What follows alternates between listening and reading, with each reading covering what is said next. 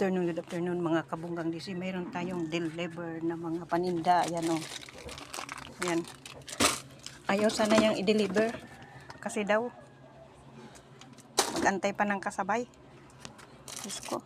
Kung yung ano nga, kung yung grocery nga halagang 500 din i-deliver yun. Kunting baba lang naman.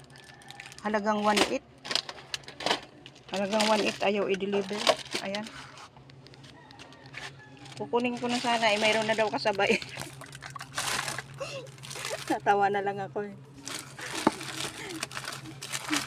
Sana kung 200 lang. Ayan o. Ito o. Kasi ang daming naghahanap nito. Ayan. Halagang 1,800 Ayaw pa niya i-deliver.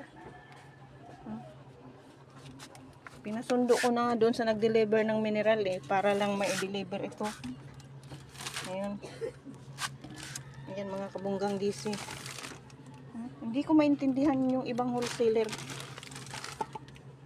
Kunting ano lang naman, sa kanto lang sila, bababa lang dito. Kung sa kalakasan ko pa noon, senior citizen ako, hindi ko na kayang buhatin yan. Noon, binubuhat ko talaga yan. Doon pa ako namimili sa kay Mito.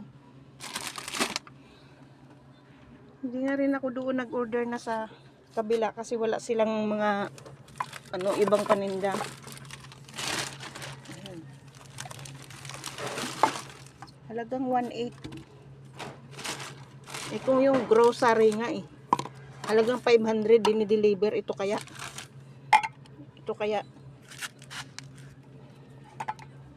nakakaloka. Parang tinutupak na naman ako. Parang ayaw ko na namang mamili sa kanila. Buti pa nga nag-pure gold na lang ako kasi mayroon naman ako doong card para sa points. Nagsisi rin ako sa susunod. Hindi na siguro ako mamili dyan. Ayaw ko na.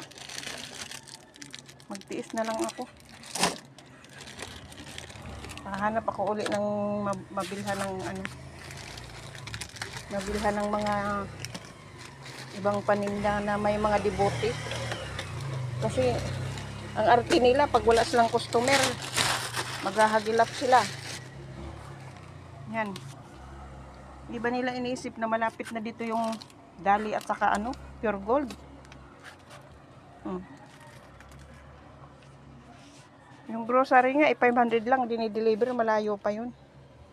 Ayan mga kabunggang DC, thank you for watching.